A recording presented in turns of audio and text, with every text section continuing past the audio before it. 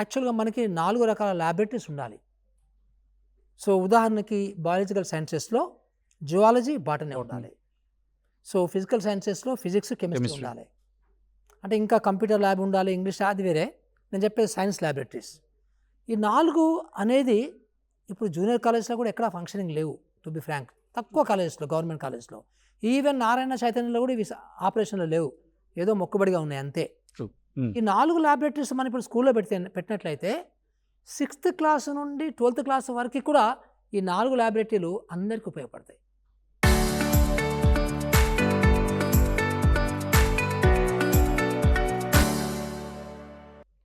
So that is one good advantage. రెండో advantage, library పెట్టామనుకోండి. So ఇప్పుడు మనము ప్రైమరీ స్కూల్కి ఒక లైబ్రరీ, హై స్కూల్కి ఒక లైబ్రరీ, జూనియర్ కాలేజ్కి ఒక లైబ్రరీ పెట్టే బదులు ఒకటే లైబ్రరీ పెట్టగలిగితే మనకి, సో చక్కగా అందరు పిల్లలు కూడా ఆ లైబ్రరీని కామన్ సర్వీస్గా ఉపయోగించుకోవడానికి అవకాశం ఉంటుంది. ఒక 5,000 పుస్తకాలు పెడితే, ఒక లైబ్రరీని పెడితే, so that is a extra service, educational service to the children, for all these children. So అదొక అడ్వాంటేజ్. ఓకే. సో అట్లాగే ఇప్పుడు మీరు జూనియర్ కాలేజ్ చూడండి, ఐ డౌట్ ఈవెన్ ఒక్క జూనియర్ కాలేజ్ కన్నా కానీ 1-2 ఉన్నాయిలేండి, కొన్ని ఉన్నాయి, 5-10 ఉండొచ్చు, స్పోర్ట్స్ ఫెసిలిటీస్ లేవు మెజారిటీ. ఓకే. సో ఇప్పుడు మనము ఈ స్పోర్ట్స్ ఫెసిలిటీస్ పెట్టగలిగితే ఇలాంటి స్కూల్లో అందరు పిల్లలకి యాక్సెస్ ఉంటుంది. అట్లా ఇంకా నేను చాలా చెప్పగలను. సో ఇలాంటి ఒక లాంగ్ అంటే ఒక మంచి స్కూల్, బిగ్ స్కూల్ అనే కాన్సెప్ట్ పెట్టగలిగితే. మీరు ల్యాబొరేటరీస్ అన్నప్పుడు నేను రీసెంట్గా ఇంటర్మీడియట్ ఎగ్జామ్స్ జరిగినప్పుడు కొంతమంది మాట్లాడే ప్రయత్నం చేశాను. I know how far it is good to speak on camera. Laboratory మరి ముఖ్యంగా వాళ్ళ ల్యాబొరేటరీ విషయంలో ఒక ఎగ్జామ్ ఉంటుంది వాళ్ళకి, practical and theory, practical exam అంటారు, ప్రాక్టికల్ ఎగ్జామ్.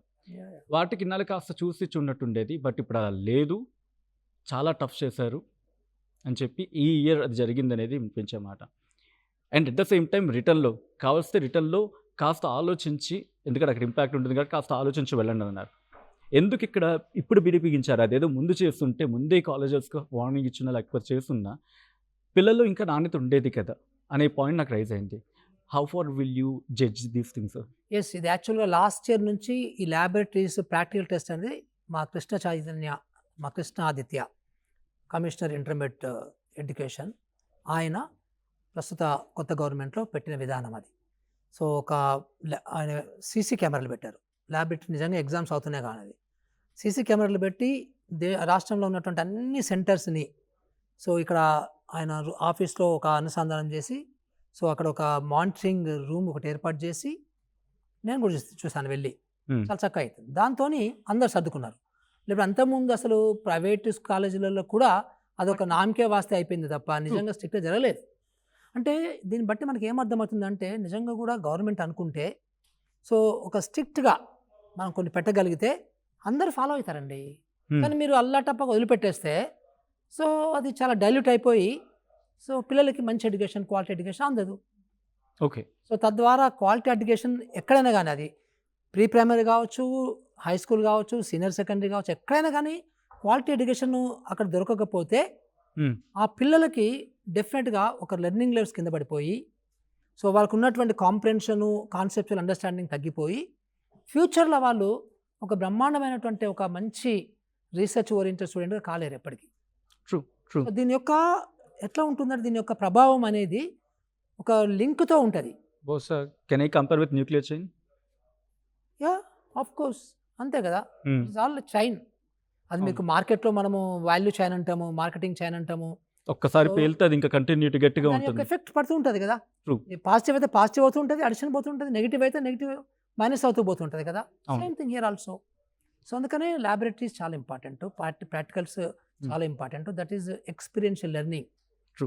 మనము అమ్మోనియా వాసన అంటాము, అమ్మోనియా గురించి మాట్లాడతాము, సో అంతే ఊహించుకోవాలి అంతే. కానీ but laboratories how it is produced, how it is smelled, how it is visible తెలిస్తే నీకు, దిస్ ఇస్ అమ్మోనియా. అసలు వాయువులు, గ్యాసెస్ అంటేనే ఎంతసేపు థియరీ ఉంటే ఏం ప్రాక్టికల్ లేకపోతే అసలు హౌ డు యూ అండర్స్టాండ్? ఏంటి ఒక స్ట్రిక్ట్ యాక్షన్లోకి ఇప్పుడు వెళ్ళబోతున్నాడు అనేది క్లియర్గా అర్థమవుతుంది. బట్ మీరు అన్న మాటల్లో ఊహించుకోవడానికి చాలా బాగున్నాయి, కానీ వాస్తవ రూపం దాల్చడానికి కొన్ని ఏళ్ళు పట్టేయచ్చు. బట్ అంతవరకు ఈ ప్రభుత్వం ఉంటుంది, లేకపోతే ఉండొచ్చు, ఉండకపోవచ్చు, అది పొలిటికల్గా జనాలు డిసైడ్ చేసేది. ఈ థాట్ మీకు ఉండిందా? ఎందుకంటే ప్రభుత్వాలు మారినా ఇంప్లిమెంట్ అయ్యేలా ఉండాలి. సో సిస్టమ్ అటువంటి జనరేషన్ ఉండాలి. What what is going through your mind ఆ టైంలో? ఎందుకంటే ఇది ఇంప్లిమెంటేషన్ అనేది కంటిన్యూటీ ఉండాల్సిందే. ఇందాక ఒక విషయం చెప్పాను, పిల్లల్ని సెంటర్గా అనుకున్నాం కదా. అవును. అట్లాగే ప్రభుత్వ సెంటర్డ్గా ప్రభుత్వాలు చేస్తాయా చేయవా అనేది కూడా ఆలోచించకూడదు కమిషను. సో మనము ఏది బెస్టో సమాజానికి, పిల్లలకి, లెర్నింగ్కి, కాన్సెప్చువల్ అండర్స్టాండింగ్కి అన్నిటికి సంబంధించి ఏది బెస్ట్ అనేది మాత్రమే పెట్టాం. ఓకే. కానీ ఎట్ ది సేమ్ టైం ఇదేదో గొంతమ్మ కోరికల్లాగా మీ బడ్జెట్లో మొత్తం 50% దీనికే ఖర్చు పెట్టాలి అనేటట్టుగా లేదు. ఇది it is so simple, with in the promised budget లోనే అయిపోతాయి అన్నీ కూడా. యాక్చువల్గా దీనికి పెద్ద ఏం అవసరం లేదు. తర్వాత ప్రభుత్వాలు చేస్తాయా చేయవంటే చేయాలండి, చేయాలి కదా. చేయకపోతే ఎట్లా అసలు? చేయకపోతే నీ సమాజం ఎక్కడ డెవలప్ అవుతుంది? నీ యొక్క అసలు ఇది చూడండి మీరు, మన యొక్క ఎడ్యుకేషన్ సిస్టమ్ ఎంత చెత్త అంటే దేశం మొత్తంలో చెత్తనే, to be frank.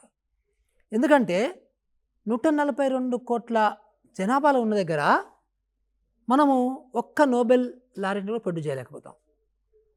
CV Raman గారు వచ్చారు ఎప్పుడు, మళ్ళీ సివి రామన్ లాంటి ఒక సైంటిస్ట్ని మనం ప్రొడ్యూస్ చేయగలిగామా?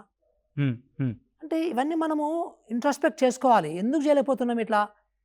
ఎందుకు ఒక 10 లక్షల పాపులేషన్ ఉన్న చిన్న దేశం, అంటే ఒక చిన్న జిల్లాకి సమానంగా పాపులేషన్ ఉన్నటువంటి దేశంలో వాళ్ళకి నోబెల్ ప్రైజెస్ వస్తున్నవి, ఆవిష్కరణలు జరుగుతున్నవి, ఇన్నోవేషన్స్ జరుగుతున్నవి, so lots of hundreds of patents వస్తున్నవి, మన దగ్గర ఎందుకు రావటం లేదు?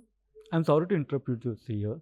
మీరు నాకు మాట్లాడినప్పుడు నాకు private college, I don't want name them, ఉదయం వాళ్ళు 9 గంటలకు వెళ్ళిపోతే వాళ్ళు రాత్రి 7 గంటల వరకు బట్టి ఈ క్వశ్చన్ చదువు, ఈ క్వశ్చన్ నేర్పించు. అలా అన్నప్పుడు మీకు రిజల్ట్స్ కనిపిస్తాయి, గవర్నమెంట్ సాటిస్ఫాక్షన్ ఉంటుంది.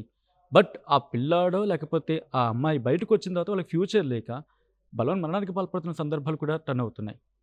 సో దీనికి ఏమైనా సొల్యూషన్ చూపించే ప్రయత్నం చేస్తున్న దీంట్లో 100% అండి. Yes, sir. That's what. పిల్లలకి ఇట్ ఈస్ బేసికలీ విద్య అంటే it is a comprehensive development of a boy or girl True. To meet the challenges for the future and to meet the challenges as a global citizen.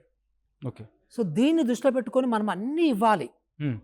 ఇప్పుడు మీరు చూడండి, అమెరికాలో కానీ, జర్మనీలో కానీ, ఎనీవేర్ డెవలప్డ్ నేషన్స్ అంటాం కదా మనము, ఎక్కడైతే ఆవిష్కరణలు జరుగుతున్నాయో, ఎక్కడైతే వెల్త్ బాగా క్రియేట్ అవుతుందో అక్కడ తీసుకున్నట్లయితే మీరు పిల్లలలో సృజనాత్మకత అంటాం, మనం క్రియేటివిటీ అంటాం, క్రిటికల్ థింకింగ్ అంటాం, లాజికల్ థింకింగ్ అంటాం.